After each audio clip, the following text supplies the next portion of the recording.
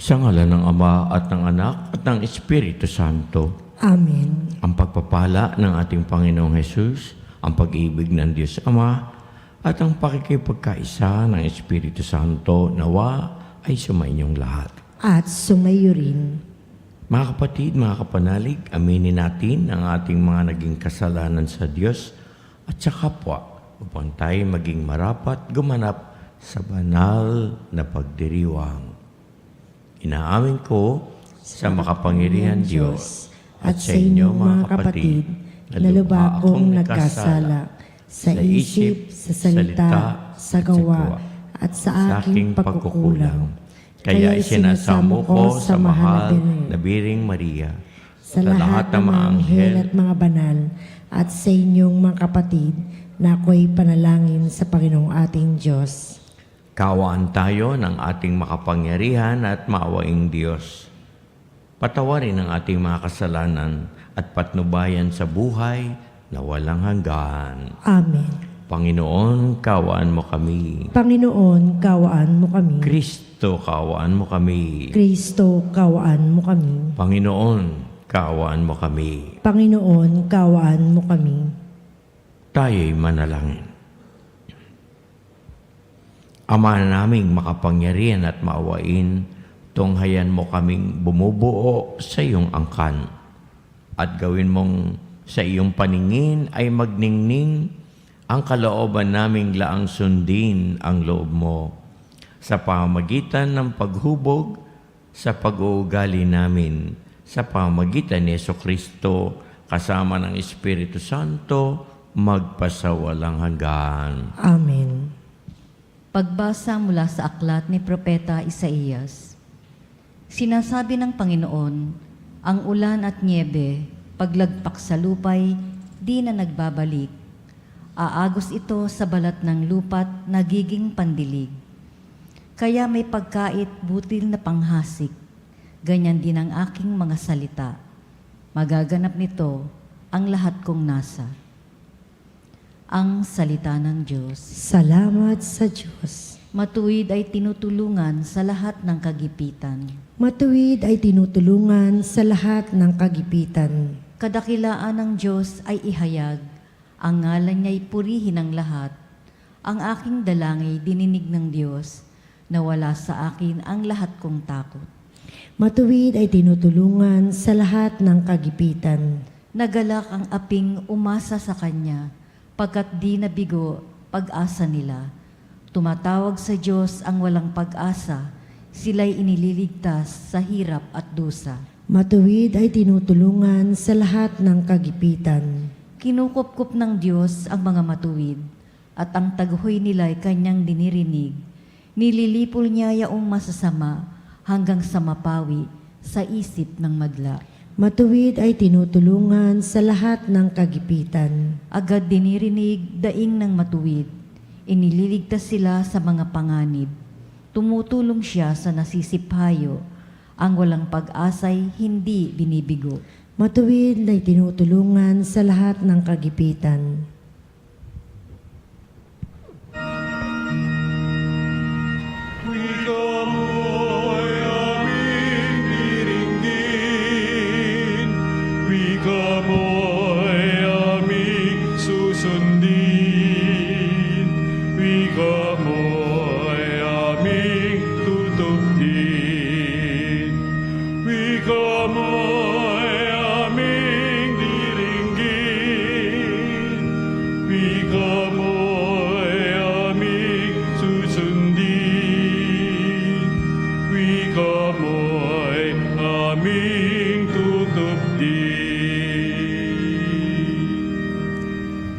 Sumainyo ang Panginoon. At sumayo rin.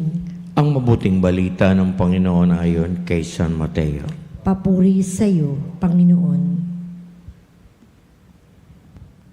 Noong panahon iyon, sinabi ni Jesus sa kanyang mga alagad, sa pananalangin, huwag kayong gagamit ng napakaraming salita gaya ng ginagawa ng mga hentil. Ang akala nila'y pakikinggan sila ng Diyos dahil sa dami ng kanilang salita. Huwag niyo silang tularan sapagkat alam na ng Ama ang inyong kailangan bago pa nyo hingin sa Kanya. Ganito kayo mananalangin. Ama naming nasa langit, sambahin nawa ang pangalan mo. Ikaw nawa ang maghari sa amin. Sundin nawa ang iyong kalooban dito sa lupa tulad ng sa langit. Bigyan mo kami ng pagkain kailangan namin sa araw na ito. Patawarin mo kami sa aming mga kasalanan, tulad ng pagkapatawad sa mga nagkakasala sa amin. At huwag mo kaming iharap sa mahigpit na pagsubok, kung hindi ilayo kami sa masama, pagkat iyo ang kaharian, ang kapangyarihan, at ang kapurihan magpakailanman. Sapagkat kung pinatatawad nyo ang mga nagkakasala sa inyo, patatawarin din kayo ng inyong amang nasa langit. Ngunit, kung hindi ninyo pinatatawad ang mga nagkakasala sa inyo, hindi rin kayo patatawarin ng inyong Ama sa langit. Ang mabuting balita ng ating Panginoon. Pinupuri ka namin, Panginoong Hesukristo. Mga minamahal, mga kapanalig, ito pong nakaraang Miyerkules, nung nakaraang linggo, binuksan po natin ang banal na panahon ng Kwaresma at sa pamamagitan ng Miyerkules ng Abo ay sinumalaan po natin ang banal na panahon. At tayo po ay nasa unang linggo ng Kwaresma. At ipinaliwanag po sa atin noong nakaraang Miyerkules ang tatlong mahalagang bagay na kailangan po nating isagawa ngayong Kwaresma. Na ang ibig pong sabihin, yung tatlong mahalagang bagay nito ay kailangang maging bahagi ng ating pang-araw-araw na buhay. Una, ipinaliwanag sa atin ang Kwaresmang ito ay ang panahon para tayo ay magdasal at magdasal ng taimtim. Bawas-bawasan natin, mga kapanalig, ang mga oras na inuubos natin sa paggamit ng ating mga gadgets. Yan, cellphone na yan, iPad, laptop, computer, television. Bawasan po natin ang mga oras na nauubos dito at ibaling natin sa pagdadasal. Kailangan po tayong magdasal, lalo na sa mga panahong ito na dumadaan tayo sa kahirapan. Kaya ito pong Kwaresmang ito, tayo po ay maging paladasal at palasimba. Kung ano man ang isang bagay na mabilis na kinatatamaran, iyon walang iba kundi ang pagdadasal at pagsimba. Ngayong Kwaresma, ibalik natin, pagkat ito ang ating kailangan. Tandaan, ang sabi ng Panginoon, kayo'y manalangin upang huwag kayong mahulog sa tukso. Kung hindi tayo magdadasal, madali tayong matutukso at madali tayong magkakasala. Pinaliwanag din sa atin, kailangan natin ng pag-aayuno o kaya yung disiplina sa ating katawan. Sa Kwaresmang ito, isang bagay ang ating gagawin. Yung hindi mo kailangan ay huwag mong bilhin at huwag mong pagnasain. Ngayon napakaraming sale anywhere. Mga zero interest. 12 months, 24 months without interest. Ikaw naman, bili ka kaagad. Katwiran mo, may pera ka. Kaya mo. Inuulit ko, ang hindi mo kailangan ay huwag mong bilhin, huwag mong pagnasaan. At mga kapanalig, buksan niya ang inyong mga kabinet, yung mga tokador, ang inyong mga taguan, gumawa kayo ng inventaryo, yung mga gamit na sobra-sobra na sa inyo, na hindi nyo naman kailangang sabay-sabay na gamitin, yung sa akala nyo pakikinabangan ng inyong kapwa, i-donate nyo sa Segunda Mana ng Caritas Manila. Tandaan nyo, lumiliit ng lumiliit ang inyong bahay. Hindi sa dumadami ang tao, sumosobra ang mga gamit na pinagbibili ninyo. Marami na po akong napuntahang bahay, nag-bless ako ng bahay, hirap akong umikot dahil wala akong madaanan. Punong-puno ng gamit, sobra-sobra. Kaya mga kapanalig, buksan nyo ang inyong mga cabinet. Tingnan nyo ang mga gamit na hindi nyo ginagamit. I-donate nyo. Magbawas kayo ng mga gamit sa bahay. At yung inyong mga pantry, yung pinaglalagay nyo ng mga pagkain, tingnan nyo, nag-e-expire ang mga dilatang yan, hindi naman napapakinabangan. Ibigay nyo, maraming taong nagugutom ngayon.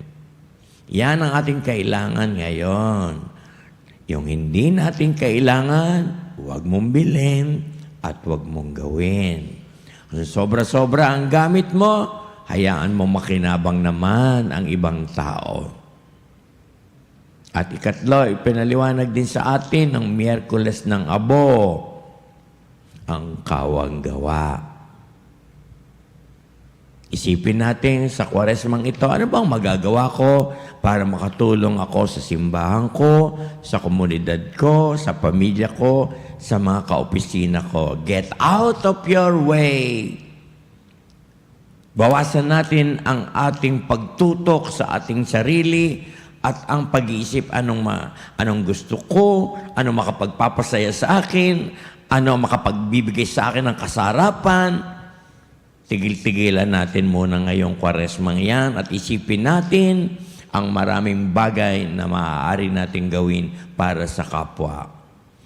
Nababalitaan nyo, ang inyong magulang may sakit, ang anak nyo may sakit, ang mga kamag-anak nyo may karamdaman, nakakumpine sa ospital, nasa bahay na lang, at naghihintay na ng oras. Pues, dalawin natin sila. Ngayong Kwaresma, ang panahon para dalawin sila. Kailan nyo pa dadalawin? Pagpatay na. Namatay na. Hindi na kailangan dalawin.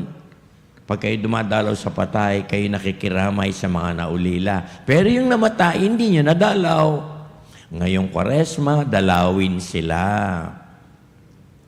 Pag nakita nyo ang may sakit at napatawan nyo sila, naku, malaking bagay sa Diyos yun. O yan, Sa tatlong bagay na to na kailangan nating isagawa, hindi po ito optional na kung gusto mo, gawin mo, at kung ayaw mo, huwag. Hindi pwede. Sayang ang Kwaresma kung hindi natin gagawin ang tatlong bagay na ito. Okay? Mga kapanalig.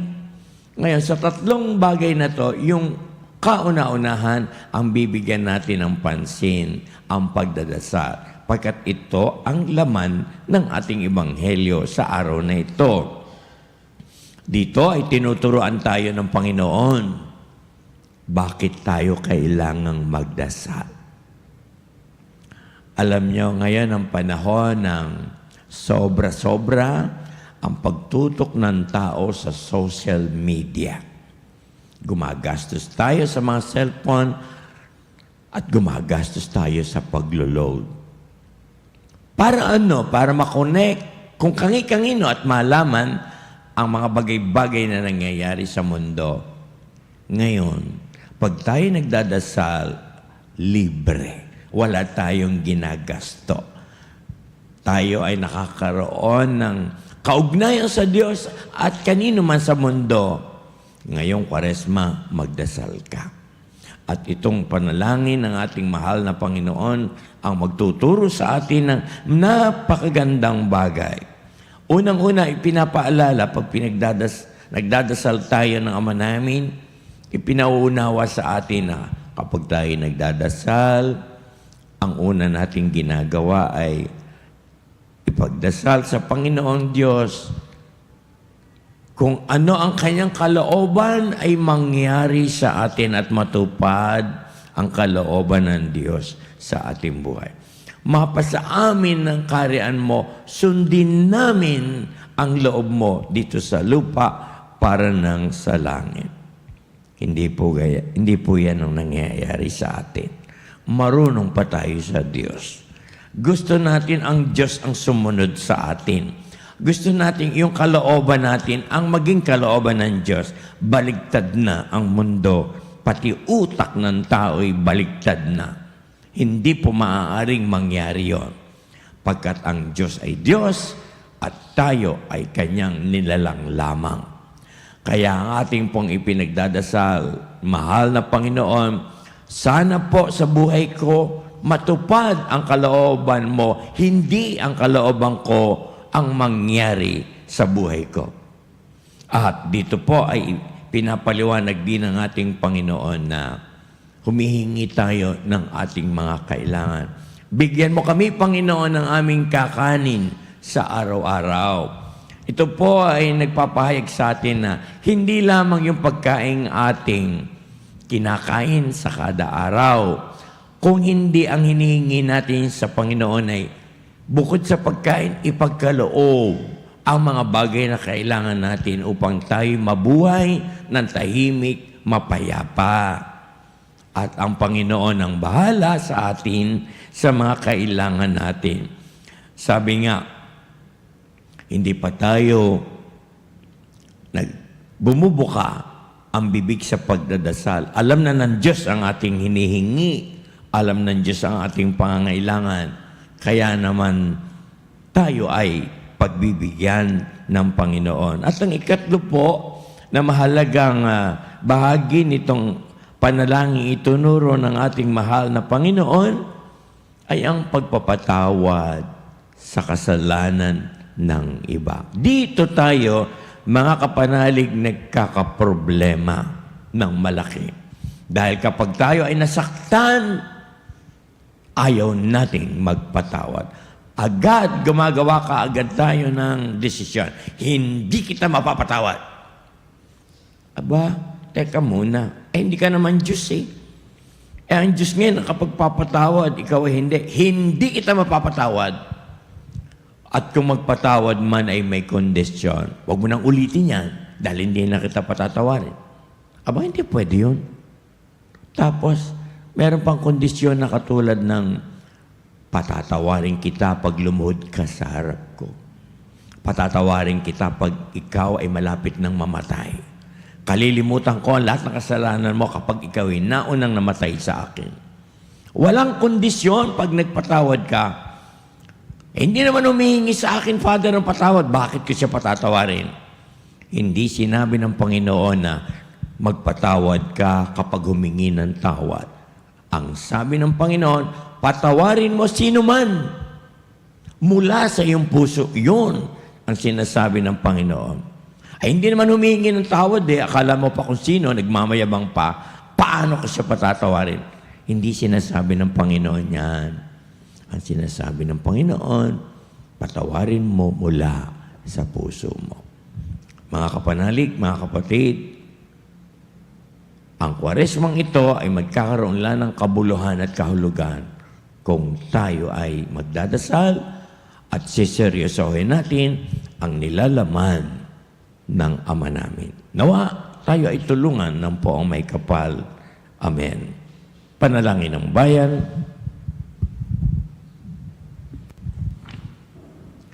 Sinabi sa atin ni Jesus na maaari nating tawagin ng Diyos bilang ating Ama.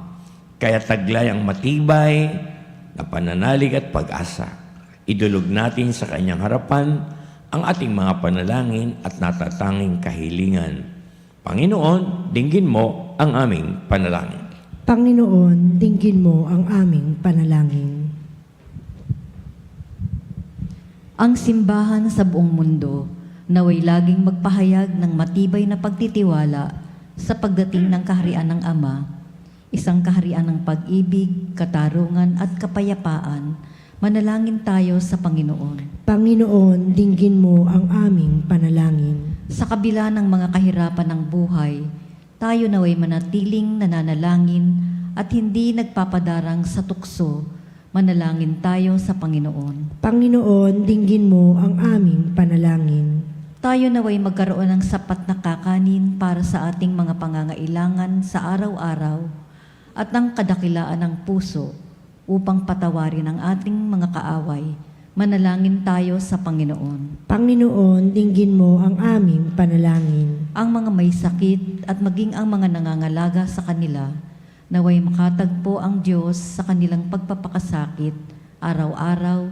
Manalangin tayo sa Panginoon. Panginoon, dinggin mo ang aming panalangin. Ang mga yumao na ay makaharap nawa ang Diyos sa kanyang tahanang walang hanggan.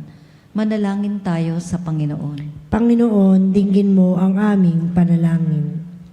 Amang maawain, kami nagpapasalamat sa iyo sa pagdinig mo sa aming mga panalangin at kahilingan. Tulungan mo kaming laging magtiwala sa iyong pag-ibig at tanggapin ang iyong banal na kalooban sa aming buhay. Hinihiling namin sa ngalan ni Jesus na aming Panginoon. Amen. Kunin at tanggapin ang alay na ito, mga biyayang nagmula sa pagpapala mo. Tanda ng bawat puso pagkat inibig mo, ngayon nananalig, nagmamahal sa'yo.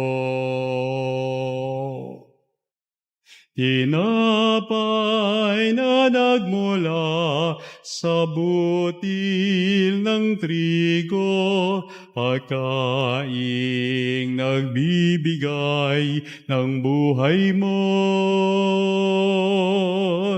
At alak na nagmula sa isang tangkay ng ubas, inuming nagbibigay lakas.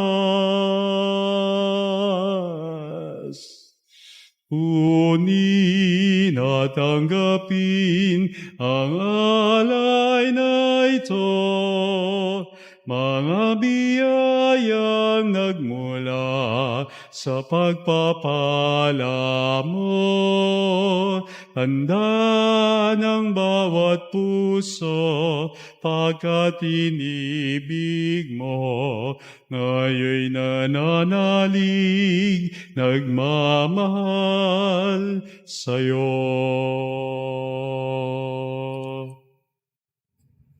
Manalangin tayo mga kapanalig, mga kapatid, upang ang ating pag-aalay ay kalugdan ng Diyos Amang makapangyarihan. Tanggapin nawa ng Panginoon ito paghahain sa iyong mga kamay, sa kapurihan niya at karangalan, sa ating kapakinabangan at sa buong sambayanan niyang banal. Amang lumikha, inihahain namin ang amin ding tinanggap mula sa iyong kagandahang loob. Ang pagkain at inuming ito ay pakinabangan nawa namin bilang tagapagdulot ng buhay mong walang maliw sa pamagitan ni Kristo na aming Panginoon. Amen. Amen. Sumainyo ang Panginoon. At sumayo rin. Itaas sa Diyos ang inyong puso at diwa. Itinas namin sa Panginoon. Pasalamatan natin ang Panginoong ating Diyos. Marapat na siya ay pasalamatan. Amang makapangyarihan at mawain, tuning ang marapat na ikaw ay aming pasalamatan sa pamagitan ni Kristo na aming Panginoon. Sa pagbabakasakali mong kami ay bubuti, sinugo mo si Jesus upang pangunahan kami. Bilang pagsunod sa iyong atas na bigay, ipinahayag ng iyong anak na si Jesus ang iyong banal na kalooban, na ang mga api at duka ay kanyang damayan. Ngayon ay iyong inihahandog ang pagkakataong aming maisaloob, ang kanyang ganap at kusang paglilingkod, upang sa iyo lagi kaming makasunod. Kaya kaysa ng mga anghel na nagsisiawit ng papuri sa iyo, nang walang humpay sa kalangitan, Kami nagbubunyi sa iyong kadakilaan.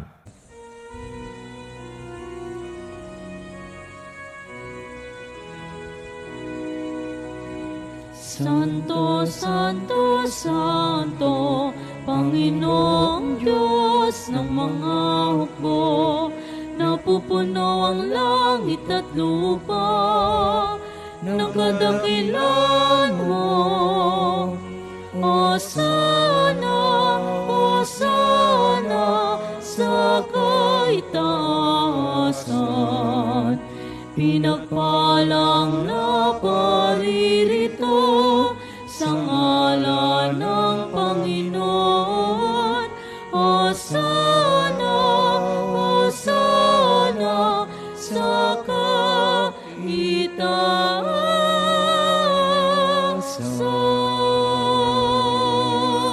Ama naming banal, ikaw ang bukal ng tanang kabanalan. Kaya't sa pamagitan ng iyong banal na Espiritu, gawin mong banal ang mga kaloob na ito upang para sa amin ay maging katawan at dugo ni Kristo na aming Panginoon. Bago niya pinagtiis ang kusang loob na maging handog, hinawakan niya ang tinapay, pinasalamatan kaniya, pinaghati-hati iyon, iniabot sa kanyang maalagad at kanyang sinabi, tanggapin niyong lahat ito at kanin, ito ang aking katawan na ihahandog para sa inyo.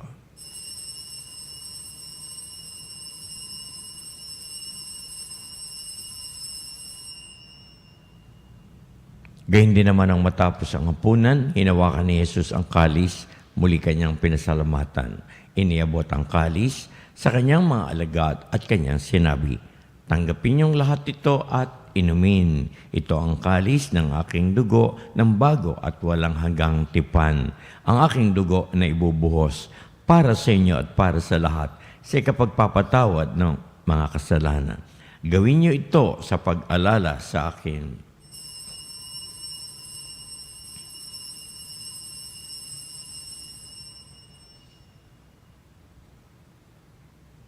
Ipagbunyi natin ang misteryo ng pananampalataya.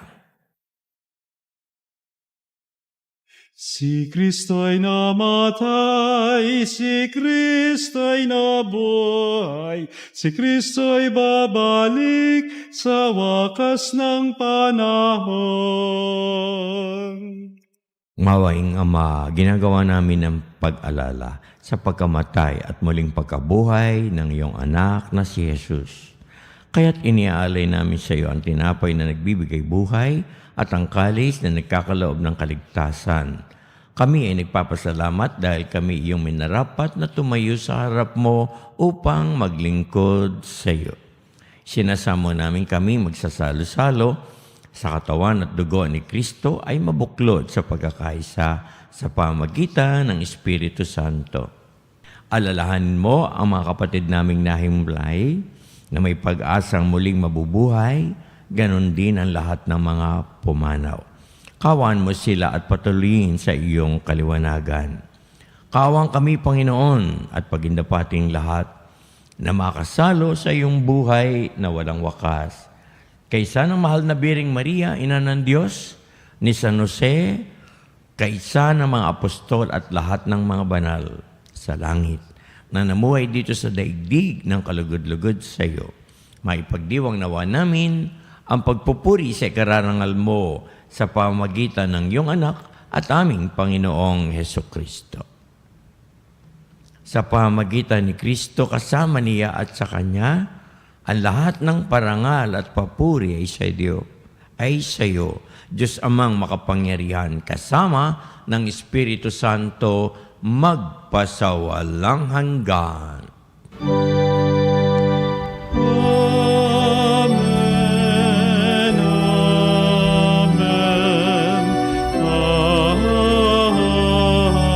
amen. Mga kapatid at kapanalig, sama-sama tayong manalangin sa Panginoong Diyos na ating Ama.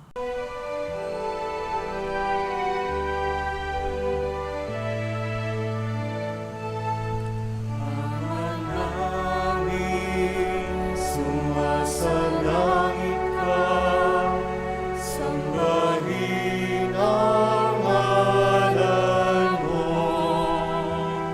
mapasa amin ang kaharian mo. Sundin ang loob mo dito sa lupa para lang sa langit. Bigyan mo po kami ngayon ng aming kakanin sa araw-araw at pagnawarin mo kami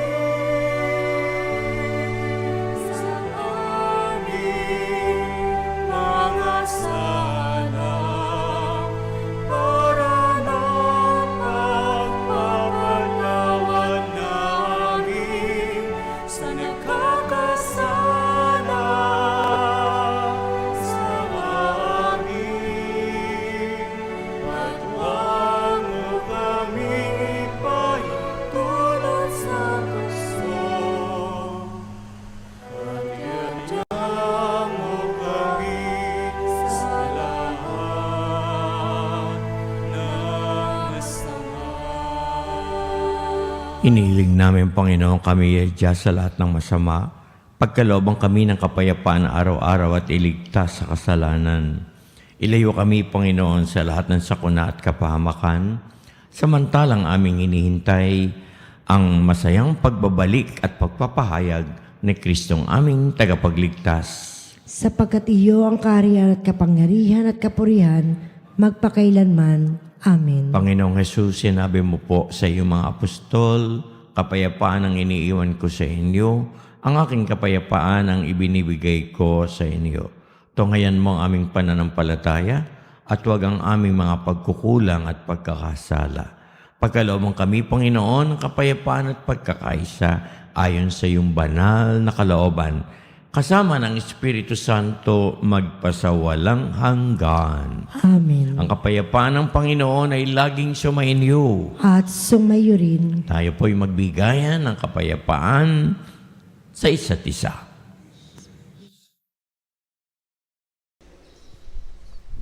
Kordero ng Diyos na nag-aalis ng mga kasalanan ng sanlibutan, maawa ka sa amin. Kordero ng Diyos na nag-aalis ng mga kasalanan ng sanlibutan, maawa ka sa amin.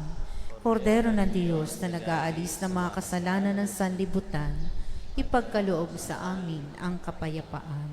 Narito si Kristo, mga kapatid at kapanalig, ang kordero na nag-aalis ng mga kasalanan ng sanlibutan. Mapalad tayong lahat na tinawag upang tanggapin siya sa banal na piging. Panginoon, hindi ako karapat-dapat na magpatuloy sa iyo, ngunit sa isang salita mo lamang ay gagaling na ako.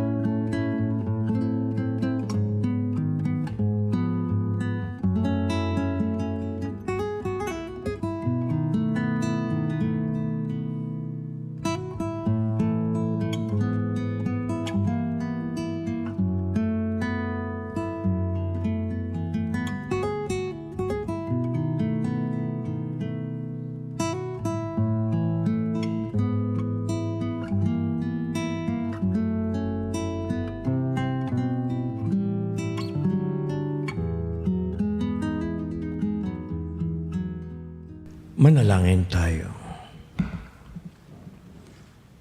Amang mapagmahal, kami ay naway aming mapakinabangan ang aming ipinagdiwang at ang pagkahubog ng aming hangarin sa buhay upang mahalin namin ang iyong mga pinahahalagahan sa pamagitan ni Kristo kasama ng Espiritu Santo magpasawalang hanggan. Amen.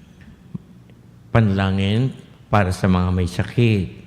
Ama naming mapagmahal at mahabagin, lumalapit po kami sa iyo ng may buong pananalig. Idinadalangin namin ang mga may karamdaman. Ipinagkatiwala namin sa iyo ang kanilang katawan, isip at kaluluwa. Naway ipagkaloob mo sa kanila ang kagalingan at bagong lakas.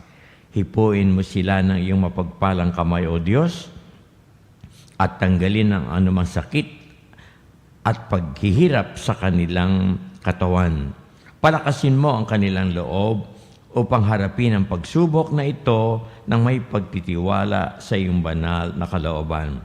Bigyan mo po ng lakas at karunungan ang mga doktor at lahat ng mga nag-aalaga sa kanila upang maging instrumento ng iyong pagpapagaling. Pagpalain mo ang kanilang mga pamilya upang manatiling matatag at puno ng pag-asa. Panginoon, naniniwala kami na ikaw ang dakilang manggagamot at wala pong imposible sa iyo. Sa iyong awa at habag, alam naming may kagalingan at kapayapaan para sa lahat ng nananalig sa iyo. Ito ang aming dalangin sa ngalan ng iyong anak na si Jesus, kasama ng Espiritu Santo, magpasawalang hanggan. Amen. Sumainyo ang Panginoon. At sumayo rin. Kayong lahat ay pagpalaing masagana ng ating mapagmahal at maawaing Diyos, Ama at Anak at Espiritu Santo. Amen. Tapos na mga kapanalig ang ating banal na misa, mamuhay tayo sa kabanalan ngayong Kwaresma. Salamat sa Diyos.